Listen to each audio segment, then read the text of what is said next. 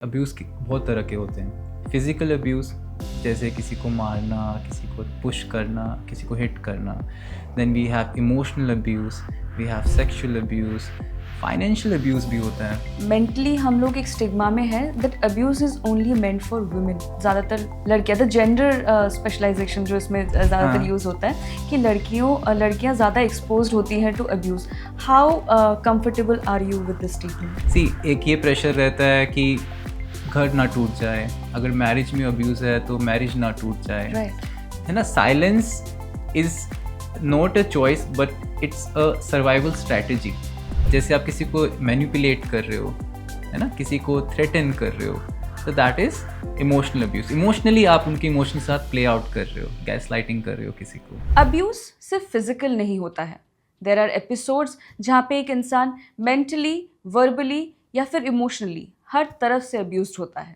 But sometimes हम इन बातों को लोगों के सामने बोलना पसंद नहीं करते हैं, ये सोच के कि वो हमें जज करेंगे।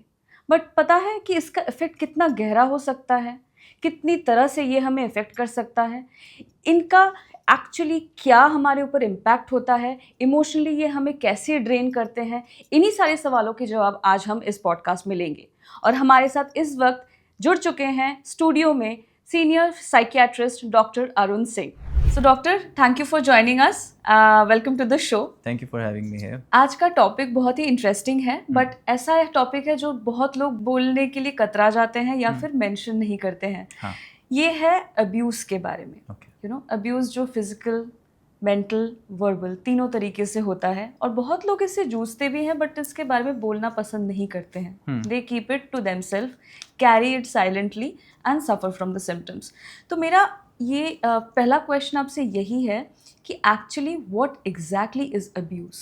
सी बहुत ही सरल भाषा में बोलूँ तो अब्यूज़ इज़ समथिंग जो आपको हार्म पहुंचा रहा है या आपको डिस्ट्रेस पहुंचा रहा है। ठीक है, अब्यूज़ की बहुत तरह के होते हैं। फिज़िकल अब्यूज़ जैसे किसी को मारना, किसी को पुश करना, किसी को हिट करना। Then we have emotional abuse, we have sexual abuse, financial abuse भी होता है। आप फाइनेंशियली किसी को बाउंड कर रहे हो, किसी को थ्रेटन कर रहे हो। Then neglect is also a kind of abuse. So there are different kind of abuse. एक मेंटली हम लोग एक स्टिग्मा में है that abuse is only meant for women. ज़्यादातर लड़कियां, द जेंडर स्पेशलाइजेशन जो इसमें ज़्यादातर हाँ। यूज़ होता है कि लड़कियां ज़्यादा एक्सपोज होती हैं टू अब्यूज़।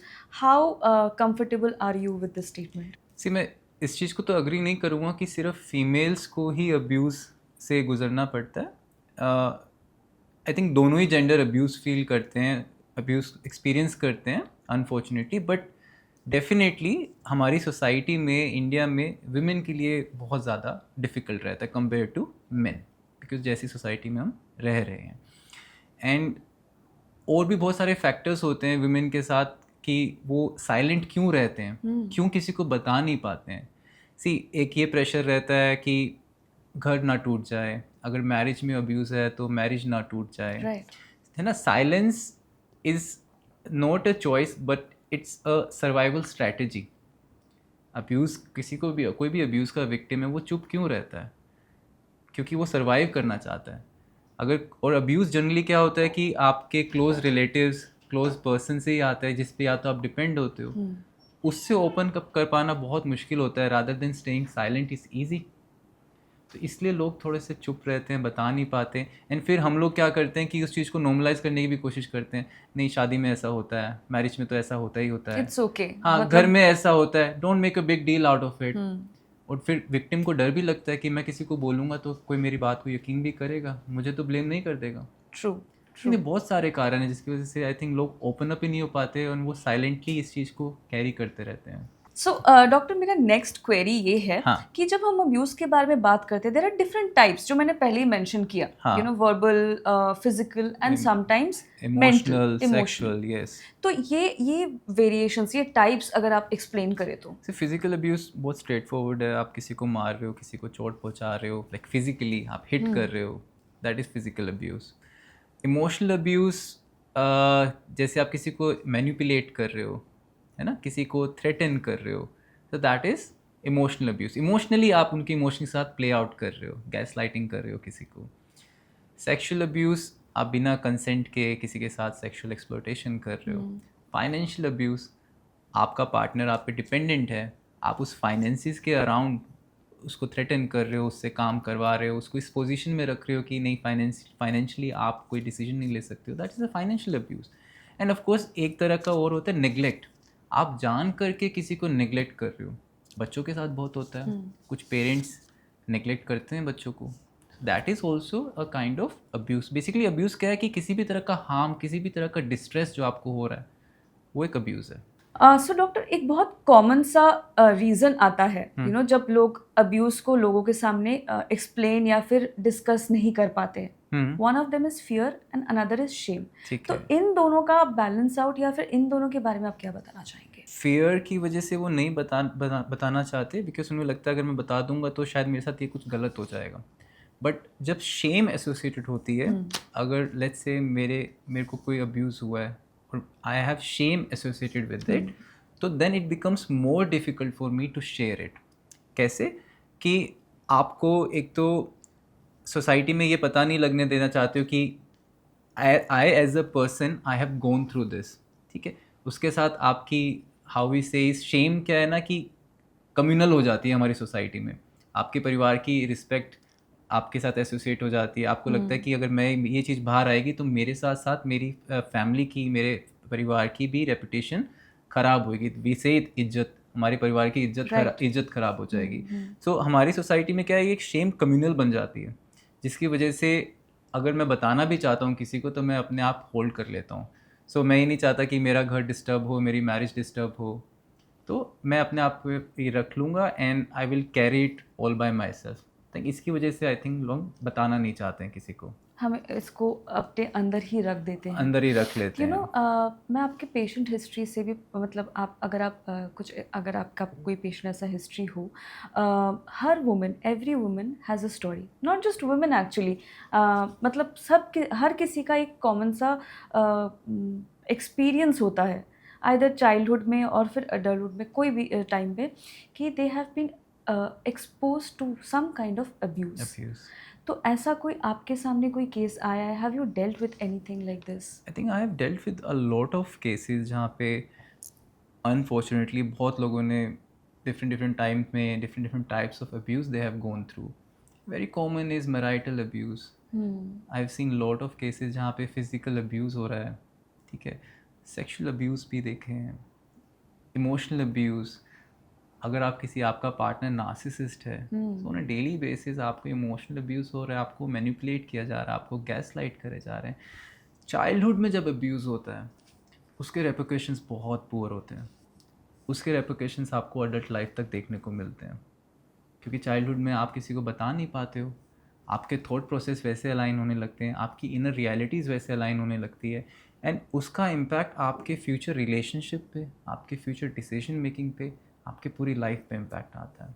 तो I have seen lot of people from all the age, बच्चों से लेके बड़ों से लेके, लाइक सब ने किसी ना किसी टाइम पे डिफरेंट अब्यूज़ महसूस किए हैं।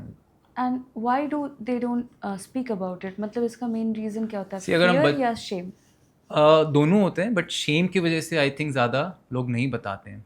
बच्चों के केस में तो जनरली अब्यूज़ कहाँ, अपने जो भी उनके आसपास जो अडल्ट्स हैं, उनके लव्ड वंस हैं, वहीं से आ रहे हैं। Sometimes they are Yeah. Parents, sometimes they are relatives. तो वो डर से वो नहीं बता पाते हैं। और एक बच्चा हमेशा अपने पेरेंट्स को या अपने जो आसपास सराउंडिंग लोग हैं उनको बहुत आइडलाइज करते हैं, उन्हें लगता है कि ये तो गलत कर ही नहीं सकते। लेट्स से ज़रूरी नहीं है physical abuse, emotional abuse. For example, अगर पेरेंट्स बोल रहे हैं अपने बच्चे को that you are not enough, आप बहुत सेंसिटिव हो, आप लाइफ में कुछ नहीं कर पाओगे, ये भी एक तरह का अब्यूज़ ही है। Right, ये true. लगातार होए जा रहा है एंड बच्चा इंटरनलाइज कर रहा है, और बच्चे को इतना नहीं पता कि पेरेंट्स गलत हो सकते हैं, राइट।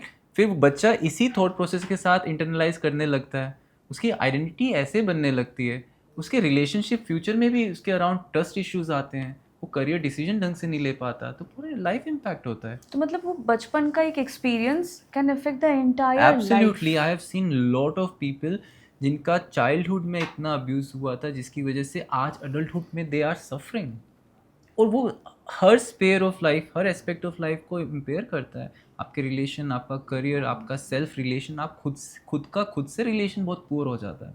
सब चीज़ में इफेक्ट ऑलरेडी आ जाता है, you know. So when I talk about abuse, जैसे हम लोग बैड टच गुड टच के बारे में बात करते हैं, तो वैसे ही अब्यूज़ में बिहेवियर कैसा, कौन सा वो बिहेवियर है जिसका मैं समझ रहा हूँ कि this is something I am being abused. Physical abuse तो बहुत क्लियरली हमें समझ आ जाता है, Yes. बहुत एविडेंट है, हमें दिख रहा है सामने.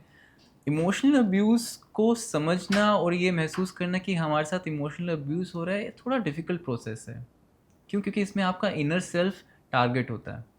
आपको बहुत देर तक तो समझ ही नहीं आता कि that you are being emotionally abused here. फिर कहीं ना कहीं जब ऐसा इमोशनली अब्यूज़ होता है तो शेम एसोसिएट हो जाती है.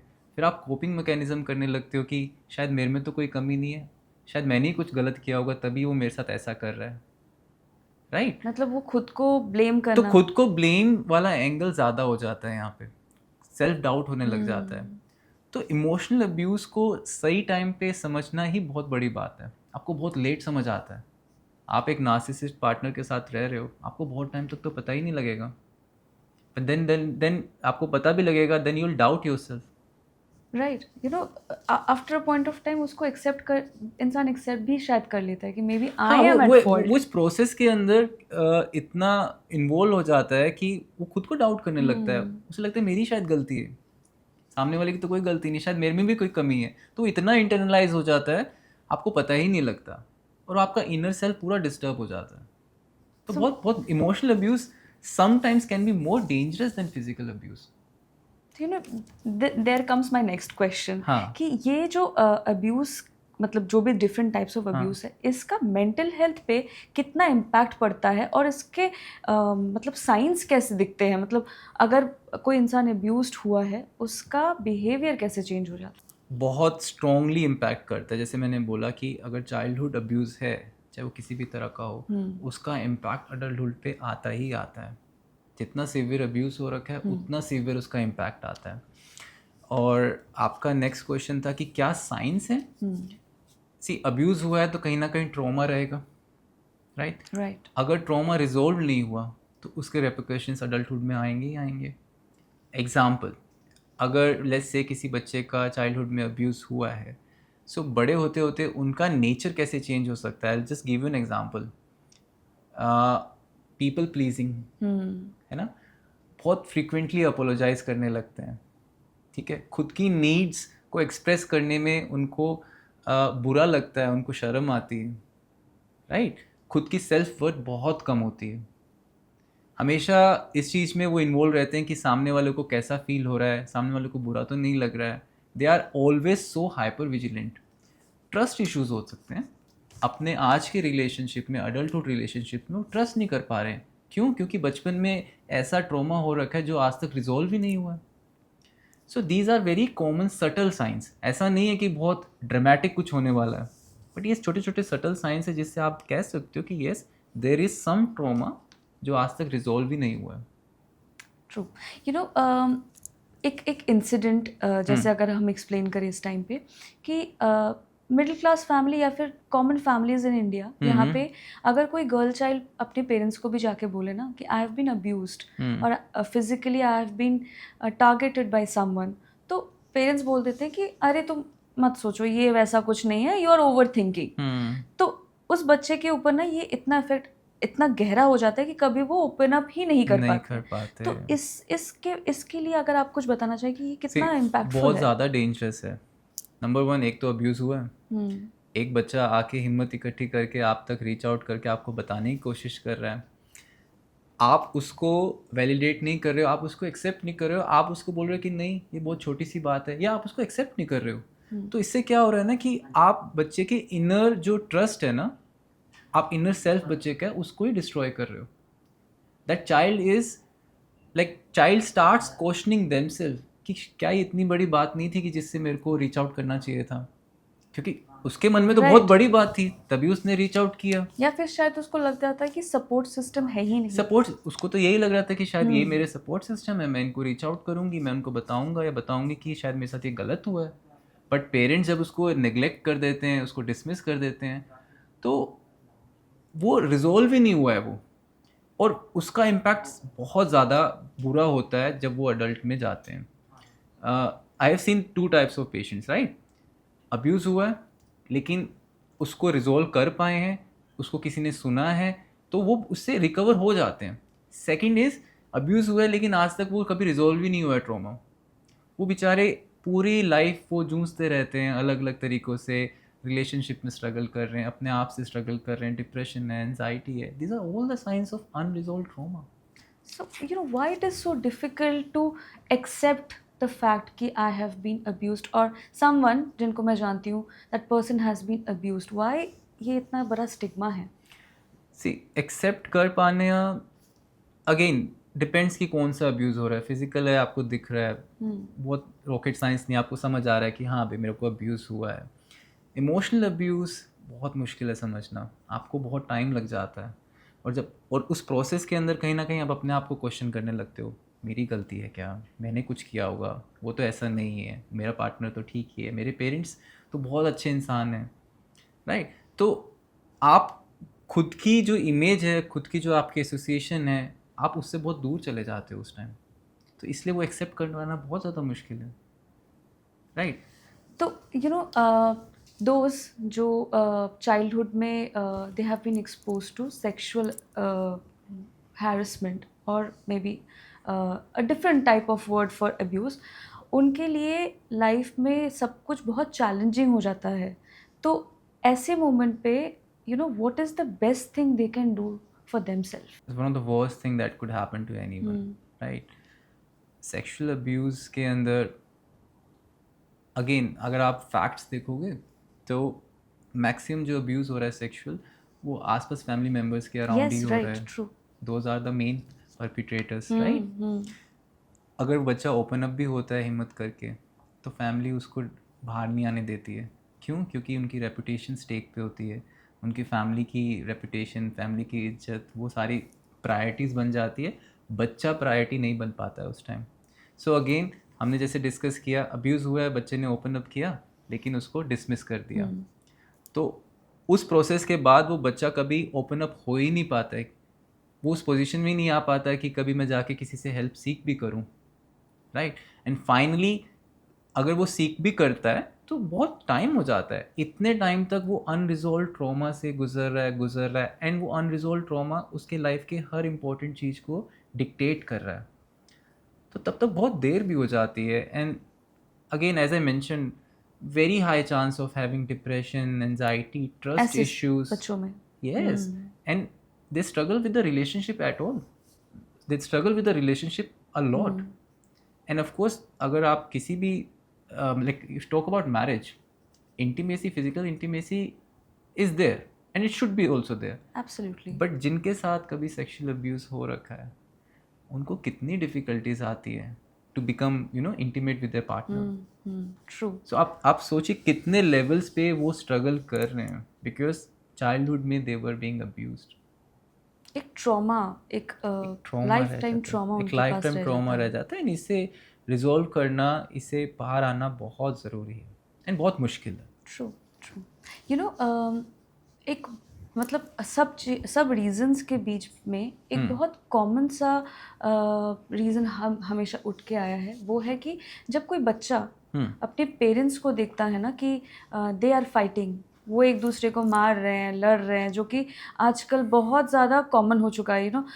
एक सोसाइटी में वो जो ईगो इश्यूज दो एक कपल के बीच आ जाता है ना, उसकी वजह से झगड़ा करना, लड़ाई करना, वो बहुत कॉमन हो गया। बट इसका इफेक्ट ना उस बच्चे पे पड़ता है जो उसको देख रहे हैं। Yes. अब ये जो अब्यूज़ का जो सेकंड हैंड अब्यूज़ मैं उसको ले लेती हूँ, तो ये सेकंड हैंड अब्यूज़ भी उस बच्चे को बहुत न्यूरोलॉजिकली बहुत तरीके से डिफेक्ट करता है। सी बच्चा कोई भी चीज़, कोई बिहेवियर है या किसी इमोशन को कैसे प्रोसेस करना है या किसी प्रॉब्लम को कैसे टैकल करना है, वो कहाँ से सीख रहा है?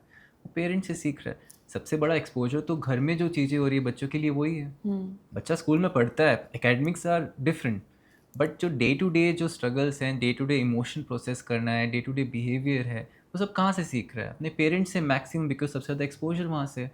तो लड़ाई को कैसे, कॉन्फ्लिक्ट को कैसे रिजॉल्व करना है, एंगर को कैसे चैनलाइज करना है, ये सारा चीज़ें तो बच्चा पेरेंट्स से सीख रहा है। अगर पेरेंट्स लड़ रहे हैं, पेरेंट्स अब्यूज़ कर रहे हैं एक दूसरे को, तो बच्चा भी तो वही सीखेगा।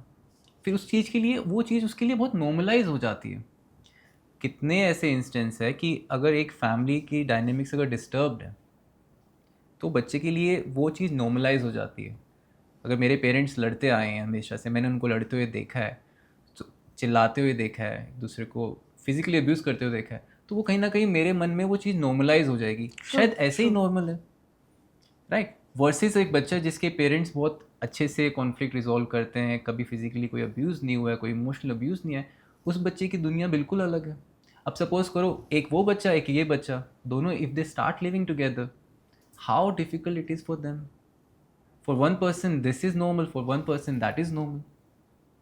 तो अगर if I am being abused और if I am seeing someone being abused, वो पहला स्टेप मेरे को क्या लेना चाहिए so that I can refrain from those long term effects जो आप अभी डिस्कस कर रहे थे? सबसे पहला स्टेप तो ये होना चाहिए कि आपको अवेयरनेस होनी चाहिए कि अब्यूज़ है क्या, कि वाकई में मेरे साथ अब्यूज़ हो रहा है, तो मुझे पता तो हो। मैक्सिमम लोगों को तो पता ही नहीं लगता until unless it's a physical abuse. जैसे मैंने पहले बताया कि इमोशनल नेग्लेक्ट, वर्बल अब्यूज़, तो बहुत बाद में जाके पता लगता है। True true. है ना। सो सबसे पहला स्टेप तो अवेयरनेस है। Second, yes, reaching out to someone जो आपकी सच में हेल्प कर सकता है। वो कोई भी हो सकता है, चाहे वो आपके पेरेंट्स हो सकते हैं, चाहे आपका पार्टनर हो सकता है, अगर मान लो ऑफिस में कोई अब्यूज़ हो रहा है तो चाहे कोई एचआर हो सकता है। So then you need to know कि who is the right person जिसके पास आप जाके आप हेल्प सीख कर सकते हो। आई थिंक दो चीज़ें बहुत इंपॉर्टेंट है, having awareness and then reaching out for help to the right person. And which one is more dangerous, emotional abuse ki physical abuse? See, both are dangerous, but at times I feel emotional abuse can be more dangerous. उसका reason बस यही है कि आपको पता ही नहीं लगता है बहुत टाइम तक that you are being abused. और इस प्रोसेस में एज वी डिस्कस अर्लियर कि हम अपने आप को ही क्वेश्चन करने लग जाते हैं कि शायद मैं गलत तो नहीं हूँ। यस, आप अपने आप को क्वेश्चन करते हो, आप अपने आप को डाउट करते हो, शायद मेरे में कुछ कमी है, Right. मैंने कुछ गलत किया होगा इसलिए मेरे पेरेंट्स मुझे डांट रहे हैं, मैंने कुछ गलत किया होगा इसलिए मेरा पार्टनर मुझ पर गुस्सा कर रहा है। तो उनके एक्शंस को, उनके गलत एक्शंस को आप जस्टिफाई करने लग जाते हो। So in that sense emotional abuse is more dangerous. True. अगर मैं एक डिफरेंट टैंजेंट में एक क्वेश्चन लेके जाऊं, हाँ। क्योंकि अगर आप यहाँ पे है तो ये क्वेश्चन पूछ लेना ज़रूरी है। जो रेप सर्वाइवर्स हैं, फिजिकल अब्यूज से थोड़ा सा डेंस, जो रेप सर्वाइवर्स हैं उनके लिए ये एक मेंटल टॉर्चर जो उनका होता है, बहुत सारे सर्वाइवर्स रह जाते हैं उनके लिए और उनके फैमिलीज़ के लिए। वो ट्रॉमा जो वो पूरा सिचुएशन उसने उनको दिया है, apart from the physical abuse they have gone through, ये कितना डेंजरस है और इससे वो कोपिंग मैकेनिज्म क्या होना चाहिए? This could be the worst thing that any human being could go through, right? I think it's extremely difficult, and I think like we as a person हम लोग relate भी नहीं कर सकते हैं, हम उस पेन को फील ही नहीं कर सकते हैं जो एक जिसके साथ रेप हुआ है, जिसने रेप सर्वाइव किया है, वो किस किस इमोशंस, किस किस पेन के साथ गुजर रहा है, हम लोग इमेजिन भी नहीं कर सकते, हम करना चाहें तो भी नहीं कर पाएंगे, right? It is that difficult. And the second question is how to cope. It's very difficult. I think support around you is the most important thing. Support चाहे आपके फैमिली के, चाहे पेरेंट्स के, चाहे आपके पार्टनर के, आई थिंक एक healthy sustain support होना बहुत ज़रूरी है। And to bounce back to your normal life is again very important. अगर आप कोई जॉब करते हो, अगर आप पढ़ाई कर रहे हो, तो आपको अपनी नॉर्मल पुरानी ज़िंदगी में वापस लौटना जल्द से जल्द बहुत ज़रूरी है। And yes, in this process reaching out to an expert also helps a lot. कई बार आपके पेरेंट्स, आपके जो भी सपोर्ट सिस्टम है, सी उनका एक दायरा है, वो उस दायरे के अंदर आपकी हेल्प कर सकते हैं जितना उनका एक्सपीरियंस है, जितनी उनकी समझ है। बट ऐसे सिचुएशन में एक एक्सपर्ट को रीच आउट करके आप अपनी ज़्यादा हेल्प कर सकते हो। आई थिंक ये 2-3 चीज़ें ही करनी चाहिए, अच्छा सपोर्ट हो, bounce back to the normal life, and yes, in this process take help, don't shy away from taking help, go out, take help from the professional. And what are the medical helps जो एक abuse patient या फिर someone जो ये सारे experiences को झेल रहा है, उनके लिए मेडिकली क्या अवेलेबल होता है? See medically if I talk about depends, physical है तो उसका वैसा ट्रीटमेंट होगा, अगर इमोशनल अब्यूज़ है उस जर्नी को फिर से अपने को रिवाइव करना है then therapy really helps a lot. Medication alone is not the solution. Medication true. I think इस सिचुएशन में तब तक रेलेवेंट नहीं है जब तक मेंटल हेल्थ इश्यूज एसोसिएट नहीं है. पर्सन डिप्रेशन में नहीं है, पर्सन को एनजाइटी नहीं है, पर्सन को पीटीएसडी नहीं है. PTSD is very common of course, किसी भी ट्रॉमा के बाद पीटीएसडी होना बहुत नॉर्मल है. So medication is just one aspect until unless वहाँ पे ये सिचुएशंस हैं, वहाँ पे ये कंडीशंस हैं. But otherwise therapy really works a lot. अच्छी थेरेपी अच्छे प्रोफेशनल थेरेपिस्ट के साथ that gives you a safe space. क्योंकि बहुत सारी बातें होती है आप अपने पेरेंट्स से, अपने पार्टनर से आप बात ही नहीं कर सकते हो. आपको वो डर रहता है कि that you are being judged. जब आप किसी थेरेपिस्ट के पास जाते हो, जब एक आपको लगता है कि नहीं ये स्पेस जो है वो काफ़ी सेफ है, यहाँ मैं कुछ भी बोल सकता हूँ या बोल सकती हूँ, आई थिंक वो अनएक्सप्रेस जो इमोशंस है वो बाहर निकलते हैं. And of course the professional जो भी बैठा है आपके साथ, they help you to navigate those emotions, those thoughts. जो आपके गलत थॉट्स हैं उसको वो करेक्ट करता है, आपके इमोशंस को चैनलाइज करता है. I think this is the process, this is the help that you get from a professional. Right. Before we conclude, I want to understand the term जो आपने अभी यूज़ किया है, PTSD. बहुत सारे ऐसे टर्म्स है जो लोग नहीं जानते, उनमें से एक ये भी है PTSD, जो जिसका अवेयरनेस बहुत कम है. What is it actually? See, PTSD stands for post traumatic stress disorder. किसी भी ट्रॉमा के बाद जो आपकी इमोशन स्टेट रह जाती है, that is PTSD.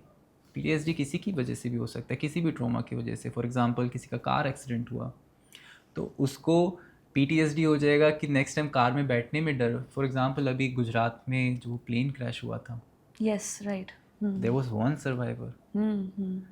Imagine like how difficult it would be for that person to sit on a plane again. That is PTSD, right?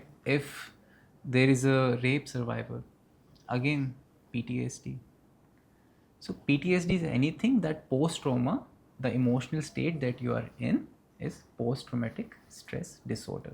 आपको उसके flashback आते हैं, है ना? उसके बहुत सारे symptoms होते हैं.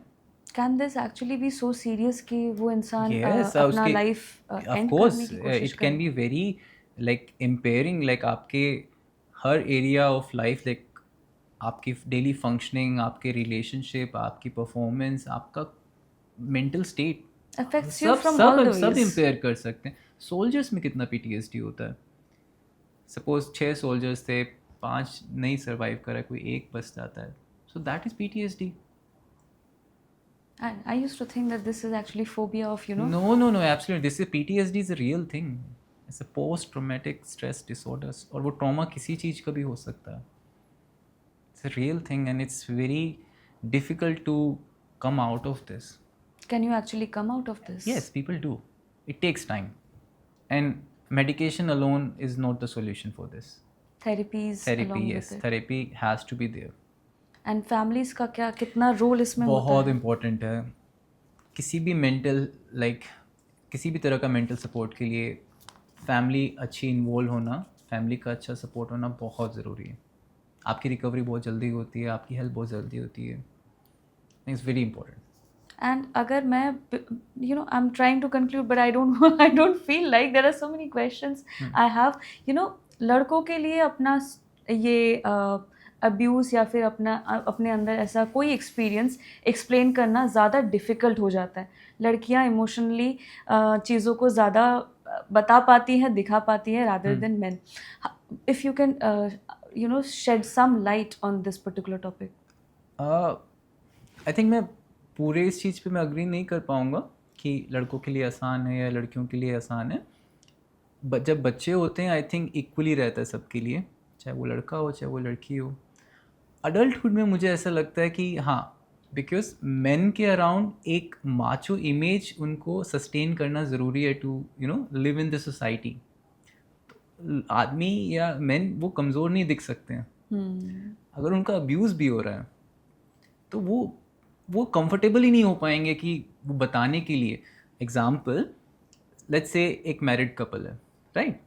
अब नार्सिसिस्ट पर्सन या पर्सनैलिटी तो चाहे लड़का की हो चाहे वो लड़की की भी हो सकती है. फॉर एग्जाम्पल एक कपल में एक फीमेल जो है उनकी नार्सिसिस्ट पर्सनैलिटी है, राइट? तो डेफिनेटली जो मेन है उस रिलेशनशिप में उसको तो अब्यूज़ हो ही रहा है ना on A daily basis, but वो इतना कंफर्टेबल नहीं होगा किसी को जाके बताने की that I am actually being abused, emotionally abused by my wife compared to a female, because that image is there. He has to protect that image. लड़कों को अपना वो माचो इमेज Yes. ज़्यादा रखना पड़ता है. Yes, but at the same time, I also acknowledge the fact that in our society, regardless of the situation the men are in, women के लिए बहुत ज़्यादा difficult है. हम ऐसी सोसाइटी में अभी भी चीज़ें चल रही हैं जहाँ पे ना वुमेन के लिए वो सेफ स्पेस मिल पाना ज़्यादा बहुत मुश्किल है. बहुत सारी चीज़ें चेंज होती है, यू नो. इन लॉज का अगर मैरिज की बात करूँ तो इन लॉज का एक बट यू ऑल्सो सपोर्ट कि women are being abused more than men. Yes, I would say in this society, हमारी सोसाइटी में तो definitely women are, unfortunately women के साथ ज़्यादा अब्यूज़ होता है. So before I conclude I want to ask you कि ऐसा कुछ सेक्शन जो मैं टच नहीं कर पाई which you want to talk about कि जो अब्यूज्ड हो रहे हैं उनको किस तरीके से इस पूरे सिचुएशन को डील करना चाहिए. आई थिंक बहुत ज़्यादा नहीं है, बट दो ही मेन पॉइंट मैं बोलूँगा. एक तो having awareness about what is normal, what is not normal. ज़रूरी नहीं है कि जो पेरेंट्स ने या आपकी फैमिली में होता आ रहा है अभी तक वो नॉर्मल है. अगर लेट्स से आपके फादर आपकी मदर को हिट करते आ रहे हैं, तो अगर आपका पार्टनर आपको हिट कर रहा है तो वो नॉर्मल नहीं है. जस्ट बिकॉज आपके फादर ने आपकी मदर को हिट किया और वो आपको लगा उस टाइम नॉर्मल है. So what I am trying to say is क्या नॉर्मल है क्या नॉर्मल नहीं है, इसकी अंडरस्टैंडिंग होना बहुत ज़रूरी है. तभी तो आपको पता लगेगा कि मैं वाकई में एम आई गेटिंग अब्यूज्ड. नहीं तो आप भी मान लोगे कि नहीं ये तो नॉर्मल है. एंड अगेन फैमिली मेम्बर या सोसाइटी में आप जाके बात भी करना चाहोगे तो लोग बोल सकते हैं कि नहीं यार, this is a part of the normal marriage, this is a part of the family, ये तो नॉर्मल है, don't make a big deal out of it. So having awareness, having knowledge is the most important thing for yourself if you want to protect yourself कि क्या अब normal है क्या normal नहीं है. Second, अगर आपको ये महसूस हो रहा है कि कुछ हो रहा है जो गलत है, जो नॉर्मल नहीं लग रहा है, then reach out to someone. आप उस टाइम ज़रूर किसी ना किसी को रीच आउट करो. Don't try to carry it all alone, है ना. सो सफरिंग को कंटिन्यू मत होने दो. You reach out to someone. वो कोई भी हो सकता है, आपके फादर हो सकते हैं, आपके मदर हो सकते हैं, आपके फ्रेंड हो सकता है, प्रोफेशनल हो सकते हैं. बहुत severe but cases. Talk about it. Just talk about it. If you're feeling that something is not right, go and talk about it to someone. वो किस कोई भी हो अंदर सकता से नहीं रहना है. चाहिए. ऑफिस में कोई अब्यूज हो रहा है, आपने पार्टनर से बात करो. पार्टनर से अब्यूज हो रहा है, पेरेंट्स से बात करो. पेरेंट्स भी नहीं सपोर्ट कर पा रहे तो किसी फ्रेंड से बात करो, किसी प्रोफेशनल एक्सपर्ट से बात करो. एटलीस्ट जानने की तो कोशिश करो, वैलिडेट तो करो कि हाँ वाकई कुछ गलत हो रहा है, and then take actions accordingly. Right. So I am very much sure कि आप लोगों को आपके जितने भी क्वेरीज है जहाँ पे अपने अंदर वो चीज़ें रख देते हो जो शायद आपको मेंटली बहुत ज़्यादा स्ट्रेस करती हैं, या फिर आप वो बोलना चाहते हो बट ये सोच के कि यार इससे लोग मुझे जज करेंगे, वो भी आप नहीं बोलते हो. तो please talk about it. If there is no one to listen to you, reach out to experts. वो हैं, वो आपका सुनेंगे. और इन चीज़ों को प्लीज़ अंडर एस्टिमेट और इग्नोर मत कीजिए. अगर ये पॉडकास्ट आपको अच्छा लगा हो तो please like, share and subscribe thehealthside.com. See you next time. Thank you.